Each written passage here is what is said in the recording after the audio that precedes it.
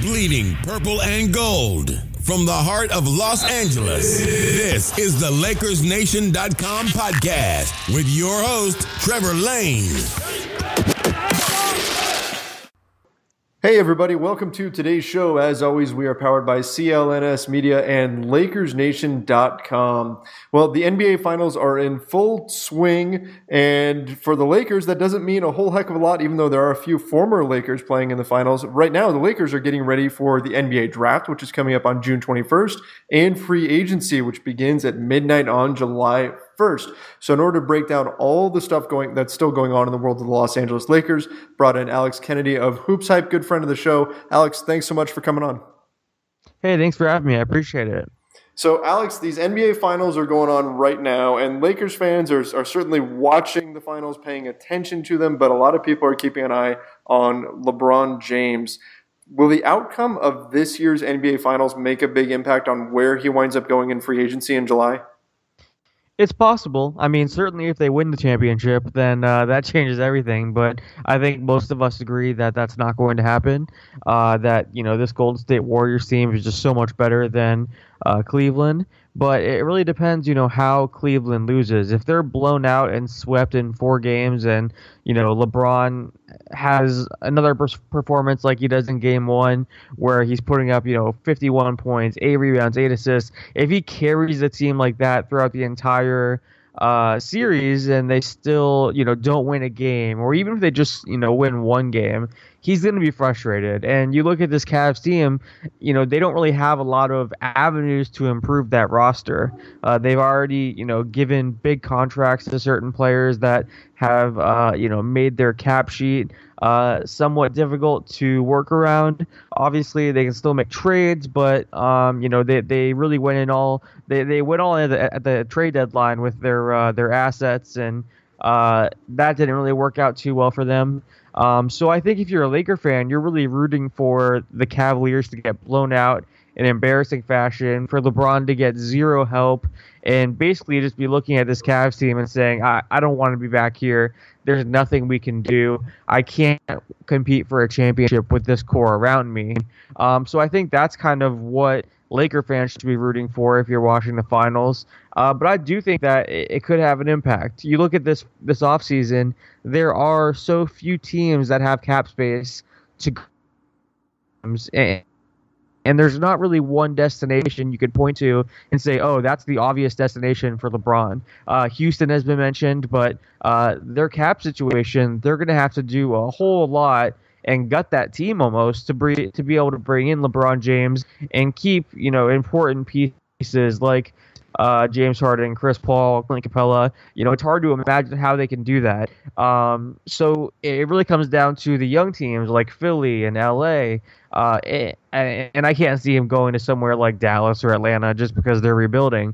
So because there's so few options out there, because Cleveland is struggling so much, I think that's where, if you're a Laker fan, you do have some hope, and it's not a pipe dream. Now, as we speak here, the Warriors right now, it's game 2 is happening as we're recording this, and the Warriors are up 12 in the second quarter. There's about 3 minutes left, and they look like they're kind of on cruise control. This looks like a very good team. So far, so good. I mean, I thought that LeBron pretty much threw his best punch at Golden State in game 1, and then, of course, the J.R. Smith incident and all that, and it didn't go the Cavs' way. And now they're really in for a tough series the rest of the way because he needs these other guys to step up. There's been a few moments in these playoffs where I feel like we've seen LeBron, just body language-wise, it feels like he's looking around and kind of going, man, this team just doesn't have it. And if that happens, if that's the case, that's what's going through his head right now, you have to think he's probably going to leave the Cavs, right? Yeah, I mean, I think when you look at his comments throughout this season, the body language, the frustration with Dan Gilbert, there's a lot of things that point to him leaving the Cavaliers. And it just becomes, the question is, where does he go? Is it the Lakers? Is it the Sixers? People have mentioned them because, they have a promising young core. He'd be able to stay in the Eastern Conference. At this point, I would say he's more likely than not to leave the Cavaliers. You do have to factor in, the fact that it's home for him, that he has said he wants to live there after he retires and, wants to be able to raise his kids there, things like that. I think those things have to be factored in a little bit, but then at the same time, he does have the house in Los Angeles. His businesses are based there. There's a lot of factors that point to LA as well. But yeah, I mean, going back to what you were saying, I think his body language, his comments, his just overall frustration with the team, and then also ownership and the front office. We're now hearing more and more stories about, he's frustrated they didn't trade for Paul George, frustrated they didn't make this move or that move, frustrated that they got rid of David Griffin. You go down the list of things that he has been upset about. It almost reminds me of whenever he left Miami, and there was this long list of things that he wanted done differently, whether it was keeping Mike Miller and instead of amnestying him, paying more money, getting his input with certain moves. Certain players were let go that upset him. I think I could see him leaving this summer for similar reasons. I feel like LeBron kind of gets fed up and gets it in his mind that he's going to do something and go somewhere else. And, there definitely are some similarities to that summer, before he left Miami to now. Certainly. And you know what? LeBron he's going to have his options out there. He's going to have a lot of different places that he could go to. I mean, I'm certain, every team in the league would love to have LeBron James on their team. But at this point, there's not that many realistic options. We mentioned Houston, of course, the 76ers, the Lakers, and the Cavaliers. Those seem to be the big four that most teams are talking about. If you were to take a guess at this point, I know it's all speculation because nobody knows for sure what LeBron is doing. LeBron may not even know what LeBron is doing right now at this stage. He's busy with the NBA Finals. But if you were to take a guess, July 4th, 5th, 6th, whenever he makes his decision, which team's he going to?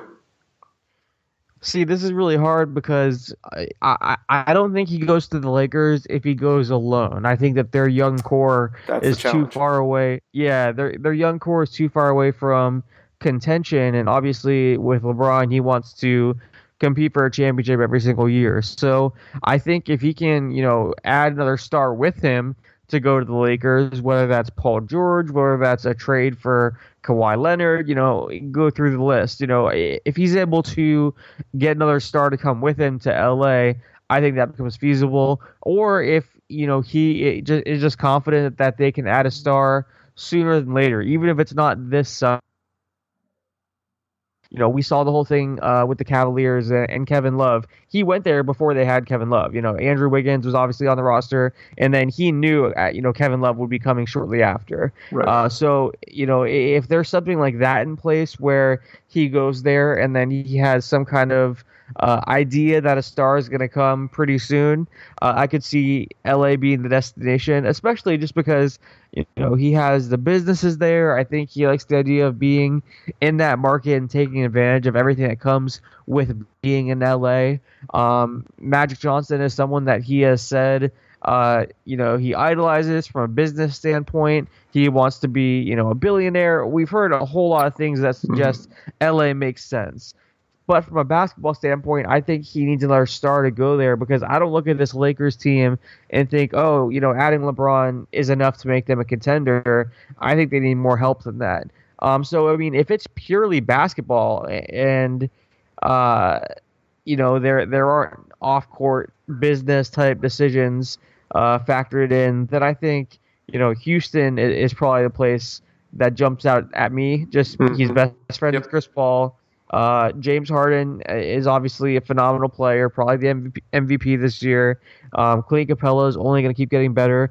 But again, how does that work cap-wise? LeBron James has made it very clear he's done taking discounts. He's not going to sign for anything less than the max. Now, I do believe Daryl Morey has some kind of plan in place. Daryl Morey is one of the best GMs in the NBA. No one thought this time last year he'd end up with Chris Paul.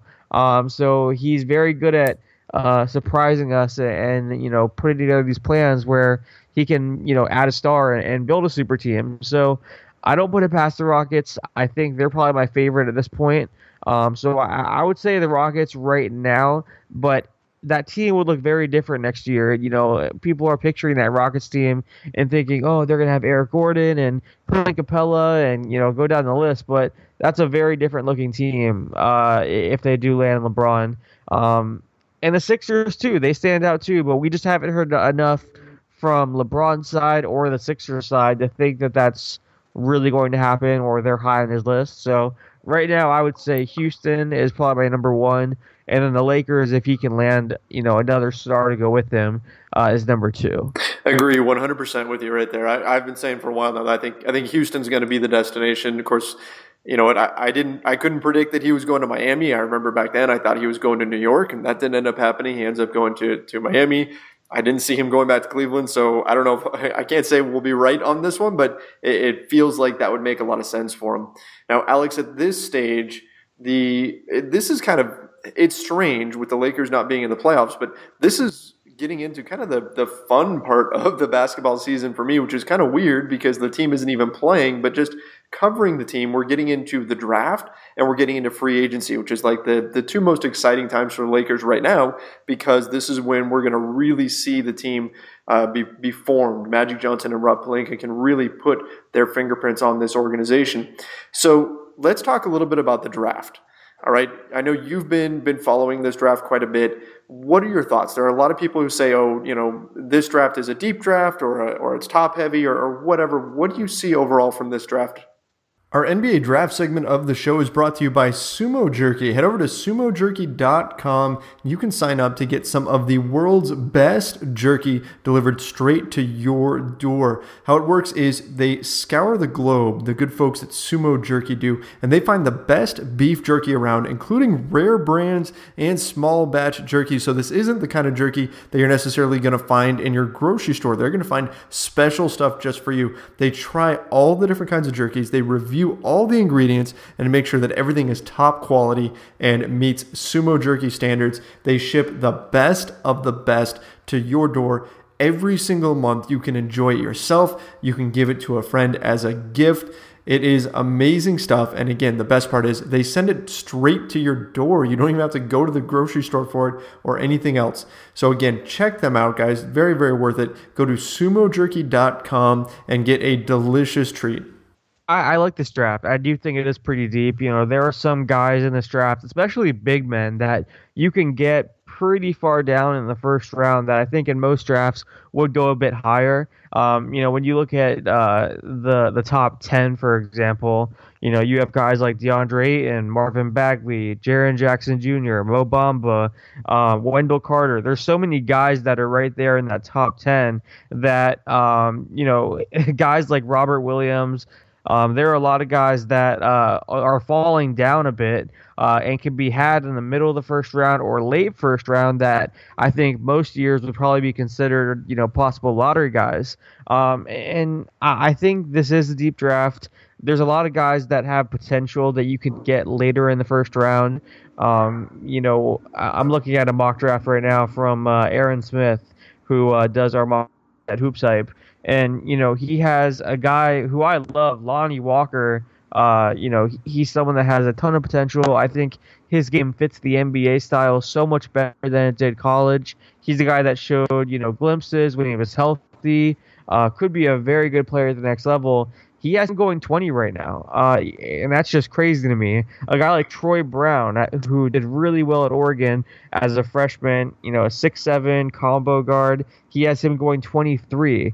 I mean, there are players in this draft that you can find at the end of the first round that are very talented. And then you and I were talking about this before, we jumped on the air, but Mitchell Robinson is a guy that has tons of potential. We didn't get to see him this year, in college, but he's a guy that is 7'1", 7'4" wingspan. He was great in high school, and unfortunately we didn't get to see him this year. But pretty much every mock draft has the Lakers linked to Mitchell Robinson, and he's another guy that I think in a lot of draft classes we'd be seeing him go higher up. I think of other guys that were big men that were unable to play their 1 year of college. typically they're kind of the mystery man, but teams fall in love with them. A guy like Enes Kanter, for example, goes way higher just because he has the size, he has the wingspan, he has the potential. We've seen it happen a few times where a guy's ineligible, but teams just fall in love based on their physical frame and the workouts, those things alone. What do you make of the whole Mitchell Robinson thing? Because I think it's strange that so many mock drafts have him linked to the Lakers, and it tells me one of two things. I think either the Lakers love this guy and they have a really bad problem with leaks in their front office, or it's just a lot of draft analysts thinking, okay, the Lakers need a big man. He makes sense there. He's the best guy in that, range for the Lakers. So they're pegging him there. What do you think of this? Well, yeah, I had Corey Hansford from Lakers Nation was on a couple weeks ago, and we talked about this whole situation and how it's strange because you're right. The Lakers haven't really had a big leak problem in the past. They've been pretty good about keeping things quiet. Usually people don't know who they're drafting. I mean, I remember during the Mitch Kupchak era, even Adrian Wojnarowski didn't know who they were picking, and he's like famous for spoiling draft picks, for tweeting them out before the commissioner even announces them. So they've historically done pretty well about keeping things quiet. I mean, they've managed to get their targets late in the draft, guys like Kyle Kuzma and Josh Hart and Larry Nance Jr. and so on and so on. So it's a weird situation. All these rumors, it kind of reminds me of scenarios, and I wish I could think of one off top of my head, but scenarios where a guy just kind of has their name smushed in with the Lakers in order to get that attention. If you put any guy's name in the same sentence as the Lakers, it's going to blow up a lot more than if, say, you link them to like the Grizzlies or a team like that. Yeah. So you got to wonder if that's a factor. That happens all the time in free agency, especially. We see that all the time. And that is a good point because especially a guy like Mitchell Robinson, who didn't play college this year, who needs that attention boost. And if everyone's saying, Mitchell Robinson could be a Laker, then all of a sudden, we're talking about him. People are, pulling up his film. He's getting way more attention than if, he was being linked to, what's another team in that range? Indiana at 23, sure, right. Or Portland at 24. It definitely benefits him to be linked to the Lakers. So that makes me wonder, is it his camp that is leaking this? Saying, he'd be a great fit in the Lakers and they really like him. That's always a possibility as well. Agents leak things around this time of year too. So maybe it's not a front office leak. Maybe it's an agent leak. Or maybe it's a manufactured thing from, his camp. We don't know. That's the point. We don't really know. But yeah, you're right. There has definitely been times where teams or players or agents will throw the Lakers in the mix. Oh, the Lakers called and they're interested in him in free agency, or the Lakers are working us out, and that's always kind of used to give the guy more media attention, get fans excited. It definitely is used because the Lakers, they generate clicks, they generate interest, they generate buzz. Yeah, absolutely, and that could be what's going on here. But at the same time, we don't want to discount the fact that he is still a quality player. I mean, we talked about Mo Bamba and DeAndre Ayton and Marvin Bagley and all these other guys. Well, coming out of high school, Mitchell Robinson, he was in the same breath as a lot of these players, right? I mean, he was in that group of bigs that everybody said is this next wave. So he is a talented player. We've seen footage of him stepping out and shooting threes. We know he can block shots. He can get up above the rim and really dunk the ball, which would be exciting to see in transition with Lonzo Ball running with him. But I don't think we can say for sure the Lakers are locked in on this guy by any means. I mean, because we don't know where this is coming from. And historically, if things are still as tight of a ship as they have been in the past, I'd lean towards it not coming from the Lakers. So yeah, I mean, I think there's a little bit of a motivation for somebody to put this information out there, and exactly what that motivation is, we don't know just yet. But maybe we'll find out on draft night. Yeah, you're right. And I mean, it does make sense, as you said. You look at, the Lakers depth chart. Brook Lopez is a free agent. The guys that they have, for their future are Lonzo Ball, Josh Hart, Kyle Kuzma. I think we can assume Julius Randle will be back unless, they're able to get multiple stars.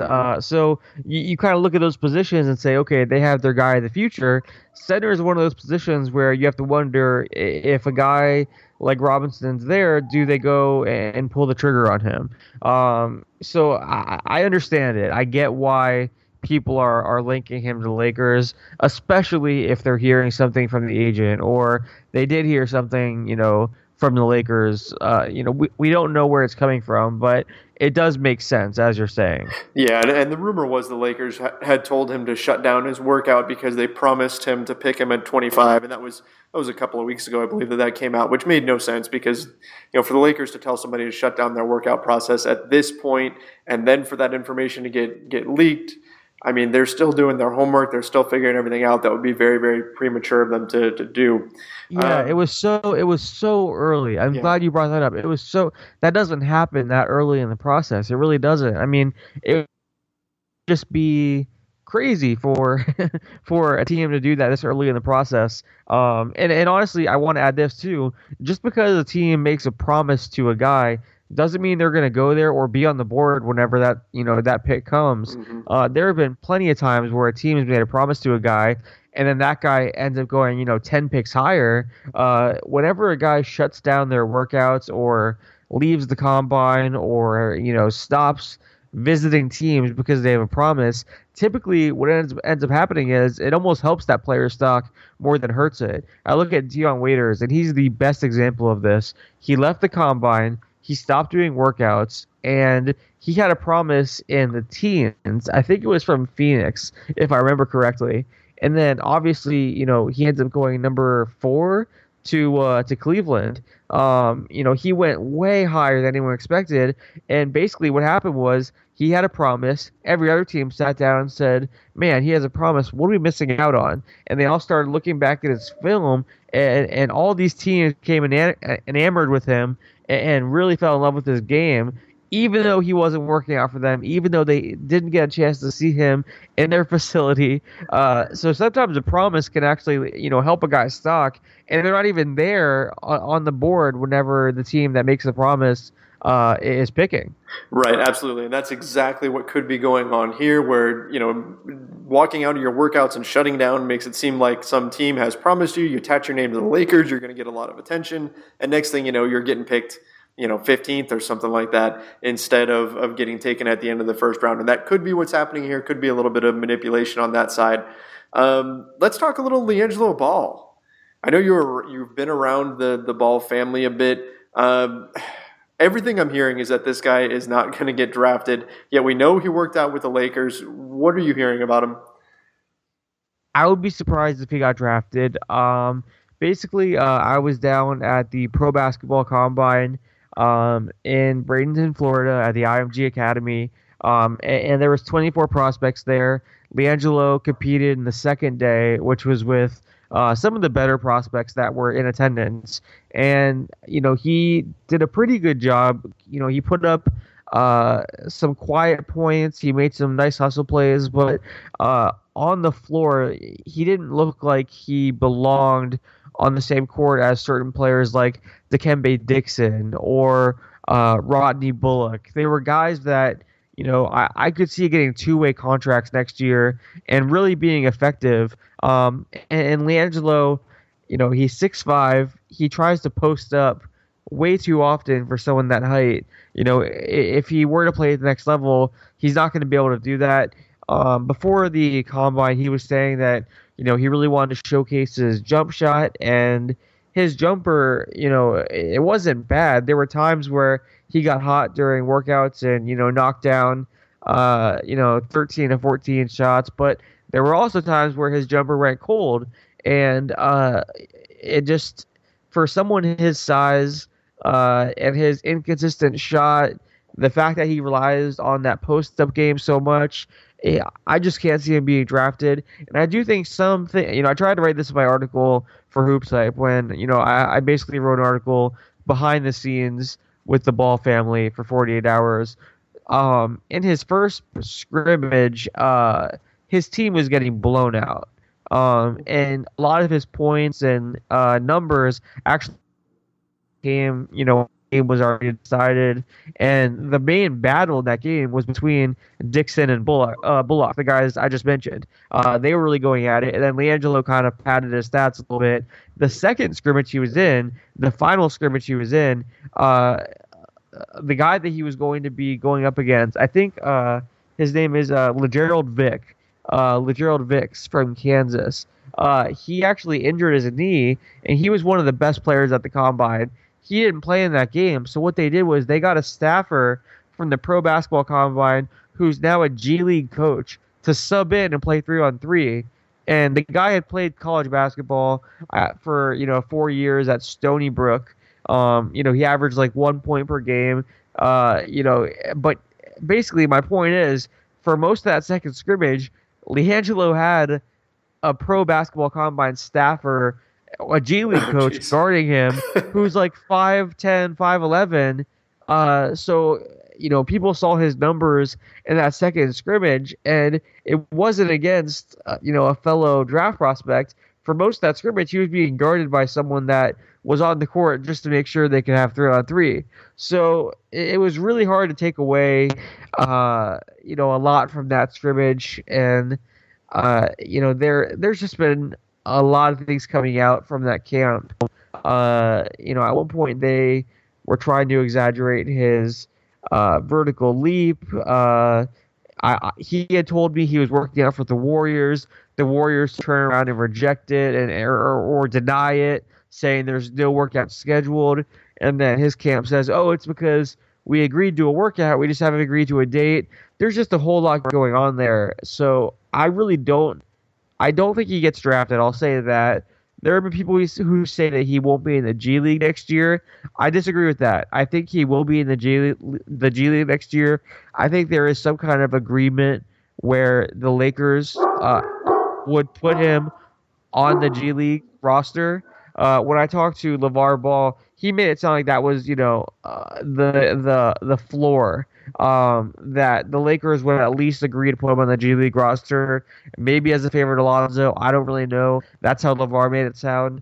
But even if the Lakers didn't, I could see another team putting him on the G League roster just for the, promo marketing standpoint of things. Being on the reality show, getting the attention that comes to having LiAngelo Ball. All these G League teams are trying to get attention and sell tickets. It's why they do all these crazy promo nights, wear the crazy jerseys. And we've seen that happen before where guys have been signed more for their marketing and visibility than their talent. So I do think he ends up in the G League or overseas, but I would be very, very, very surprised if he ended up in the NBA. Sure. I mean, that's was part of the appeal for that Lithuanian team, was that he would bring that kind of attention and his brother would bring that kind of attention. So you think maybe there's a kind of a wink-wink deal where the Lakers will add him. Maybe they add him to the Summer League team, and then from there he goes to the G League or something like that. Well, that's the way LaVar Ball made it sound. When I interviewed LaVar, and he basically said, look, if another team looks at LiAngelo and says, we really like what we see, we like his game, we want to draft him, we see a significant role for him, I'm not just going to say, no, we want to go to the Lakers and be on the G League team. I'm going to let him go to that team. So he made it sound like that was already something that was kind of in the works, kind of like you said, like, a wink-wink kind of agreement.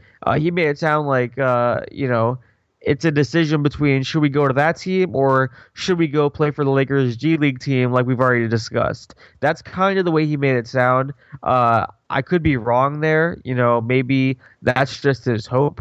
You never really know with LaVar. Right. When I was interviewing him, it's funny, you ask him a question and he just goes and really answers whatever question he wants. Yes. He takes the conversation wherever he wants to go. I asked him, for example, at one point, what are your expectations for Lonzo Ball in year 2?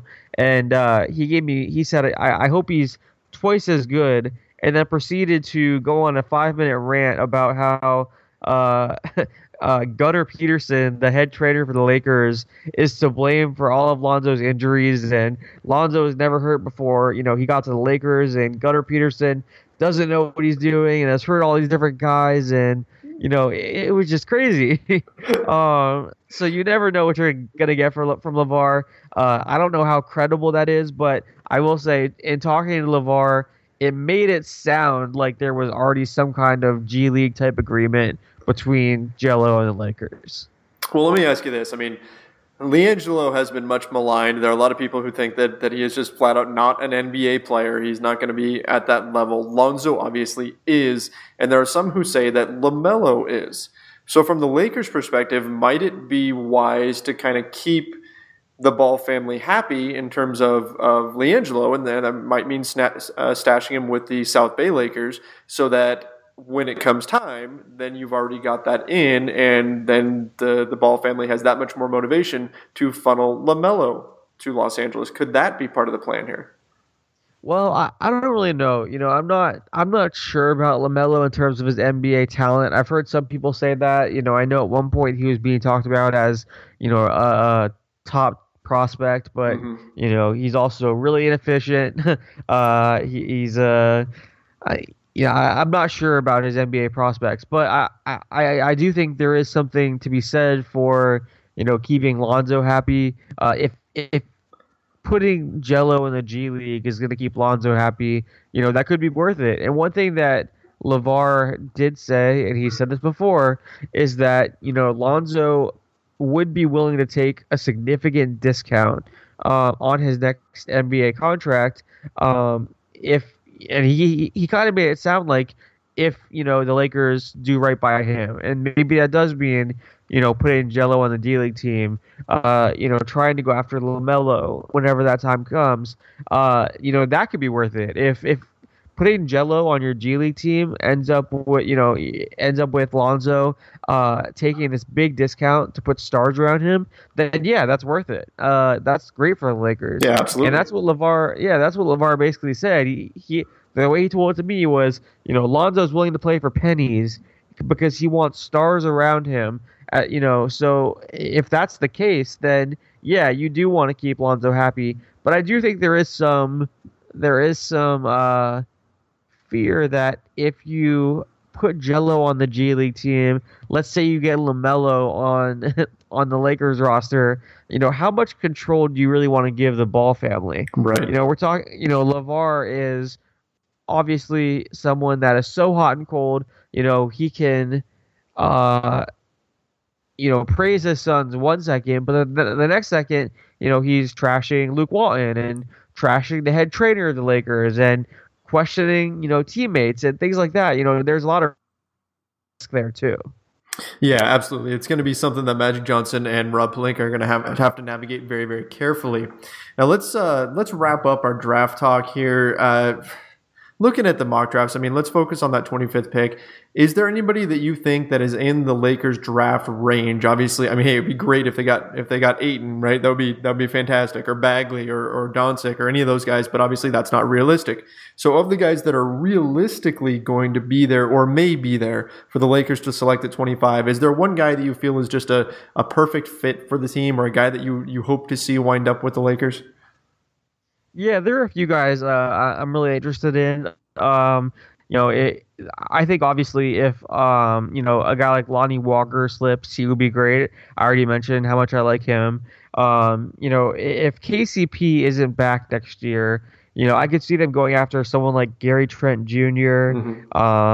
There's a guy, Landry Shamet. He played at Wichita State.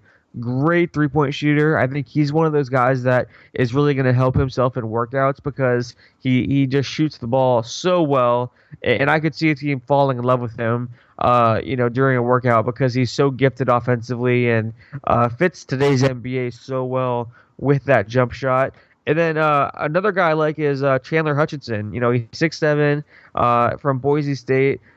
He's more of a win now guy. He's a senior, so he had a lot of college experience, but he could play shooting guard or small forward. I think he could be really interesting. I'm looking at more wing type guys because again, you get to that 20 to 30 range. There really aren't a whole lot of centers that are projected to go there except for Mitchell Robinson, and maybe that's another reason why he's being pegged there. because mock drafters want to find a center for the Lakers, and he's the convenient fit. The goal for the Lakers obviously is to have one of these guys that should go much higher, slip to them, whether it be a Robert Williams, a Zaire Smith. I could even see a guy like Keisha Bates Diop fall to them. He's someone that I like a lot. DeAnthony Melton. One of those guys, if they slip, they could definitely be a steal. But I'm looking more at guys that could play the 2, the 3 for the Lakers. Agreed. Yeah, those are the main guys that I've been looking at as well. I'd also throw Kevin Huerter's name into the mix there. There have been some interesting guys that they'll have to look at, and I think they're in a great spot at 25 where they can grab somebody who does slip in the draft. And of course, the Lakers have historically not had a problem with drafting older players, guys who are sort of being dinged because they stayed in college a little bit longer. I'm thinking of Josh Hart and Larry Nance Jr. and of course Kyle Kuzma. The Lakers have no problem picking up guys like that and still believe that they have plenty of room to grow. So yeah, there's going to be a lot of options for them. Now, heading out of the NBA draft, just a week and a half later, free agency is going to start. And that's when Magic Johnson and Rob Pelinka are really going to have to prove their worth, because the Lakers are going to have more cap room than any team in the league. We know they're going to be chasing LeBron. We know they're going to be chasing Paul George. But they also have a number of players that were on their team last year that are now free agents. You already mentioned KCP. You also have Brook Lopez. You have Isaiah Thomas. Those are kind of the big three. What do you see happening with those guys? I mean, a lot of people kind of see them as a fallback option for the Lakers, but I mean, where may they wind up?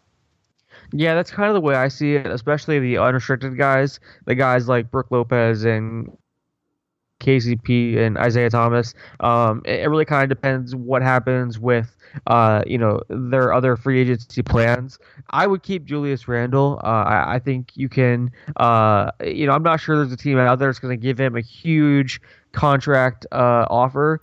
So I would keep him. The Lakers are hoping there's not. That's for sure. Yeah. But we actually are doing a series right now on HoopsHype where one of my colleagues, Frank Urbina, he's doing a fantastic job. He looks at every free agent and he breaks down the 4 most realistic destinations for each free agent player, and he's actually done one for all 4 Lakers you mentioned: KCP, IT, Brook Lopez, and Julius Randle. And for KCP, he mentioned the San Antonio Spurs being a possibility, the Los Angeles Clippers, the Memphis Grizzlies. So he actually, and then obviously the Lakers re-signing. And then for a guy like Brook Lopez, he threw out the Portland Trailblazers if they lose Yusuf Nurkic. He threw out the Milwaukee Bucks. He threw out the Brooklyn Nets. Possible return there. Mainly the Nets are getting mentioned in some of these articles just because they have cap space. And he's trying to do it realistically. He's not going to teams that have no space at all. Mm-hmm. And I think the really interesting one is Isaiah Thomas, just because this is a guy that was supposed to get a max contract a year ago, and I feel horrible for the guy. Nothing but positive interaction with Isaiah throughout his entire career. I've always, kind of rooted for him as an underdog, and then the timing of his injury, the trades, it all just really sucked for him, because now we're talking about him, getting a significantly smaller deal. So my thing with him, I wonder, does he sign a 1-year deal somewhere and try to, just play really well and test free agency again next summer to raise his stock and try to get a bigger deal? Because I think one thing he doesn't want to do is lock himself into a long-term contract that isn't very good. He did that with the Phoenix Suns last time he was a free agent, and obviously he got traded to Boston and played really well, but he regretted signing that Phoenix Suns deal because it was not for very much money. Initially in Phoenix, he was coming off the bench behind Bledsoe and Dragic. I think it makes more sense for him to maybe sign a 1-year deal, try to perform out of his mind, and then hit free agency again. So we'll see what he does. I could see him even going to a team that's not in contention. Does he go to a team like the Knicks or one of those teams where he can get big minutes and put up big numbers to try to help his stock and they get paid next summer, that's a possibility. So I'm very curious to see what happens. Like I said, with Julius Randle, I would keep him. But yeah, the Lakers have a lot of really interesting free agents this summer. Absolutely. And with IT, I mean, a lot of people forget because they grew frustrated with him this season. But, I mean, a year ago, this guy was an MVP candidate. I think he came in 5th in MVP voting a year ago. I mean, that's a serious player there. And obviously things didn't work out for him this season. He had his struggles and everything, but he apparently is thinking that he's going to finally be fully healthy next season. If he does sign a 1-year contract, it's going to be that kind of prove it type deal. I could see him coming back to the Lakers. I could see him going elsewhere as well. But, you look around the league and you can't really find all that many, maybe New York, like you mentioned, but all that many situations where that IT would have a starting spot and would be getting plenty of minutes. That's a challenge, finding that type of destination for him. So I almost wonder if he's going to wind up back with the Lakers, partially because of that and partially because of his history with the franchise growing up and being a Lakers fan and all those things. Yeah, it's very possible. I mean, that's kind of what happened, in terms of him not being able to find a starting point guard job and, having so much competition around the league. That's what happened last time he was a free agent. When he landed with the Suns, he thought he was a starting point guard. He had put up really good numbers with Sacramento, but, other GMs thought, he's putting up, big numbers on a losing team. It's not going to translate. So he ends up signing with Phoenix, and it didn't work out, obviously. But the main reason he went to Phoenix and was able to find a starting job is because you look around the NBA and there's just so many star point guards or teams that have their point guard of the future that they're committed to and developing. So if you're a point guard that's hitting free agency, it's just so difficult. And the one thing that Isaiah's camp always really stressed in the past was, yeah, he's small, but he's really durable. He hasn't had an injury. That was one thing they kept saying over and over again, whether it was when he was approaching free agency and signed with Phoenix, whether it was when he was talking about, the Brinks truck and all that with Boston. Now he's had multiple injuries, and that's really concerning if you're a team that's, trying to sign him, especially to a multi-year deal. So that's where I think he has to go prove again, that he's durable. Not only, prove that he can put up those kind of big numbers again and produce the same way, but prove that he's durable and he, can stay healthy for a full season. So yeah, maybe he does return to the Lakers. That's very possible. Maybe he does have to transition at this point in his career to, more of a sixth man role. We've seen that from, his close friend Jamal Crawford and, other guys that he is close with, guys like Jason Terry. Maybe that's the role he ends up taking. But his free agency is going to be very interesting. His injuries and the timing of everything is just so unfortunate, but we'll see what happens. Yeah, absolutely. It's going to be a matter of him buying into that 6-man role, and that's not an easy thing for guys to do sometimes when they've been used to being starters. But maybe that's what he's got to do in order to get his value back up a bit, and then he'll hit free agency in 2019 if he just takes a 1-year deal. Well, you know what? I mean, this whole time period that we're about to enter into here, the draft coming up in just over 2 weeks, and then free agency, and then summer league starts. I mean, it's going to be an exciting time for Lakers fans, and you've got, basically July. I'm pretty much not going to be sleeping because we've got free agency starting up, and then right after that is summer league. We'll be in Las Vegas to check that out. And it's going to be a really cool time where we're going to see this new Lakers team come together. Alex, man, thanks so much for coming on here and giving us all your insight and all these great stories. Really appreciate it, man. Yeah, thank you for having me. This is my favorite time of the year, too. I love the draft, love free agency, so let's do it again soon. Yeah, absolutely. Absolutely. Guys, make sure you go check out Alex's work over at HoopsHype.com. Always great stuff. That's going to wrap things up for today. We'll be back next Monday with a new show as we get closer to the NBA draft. My name is Trevor Lane, and this has been the Lakers Nation podcast. See ya.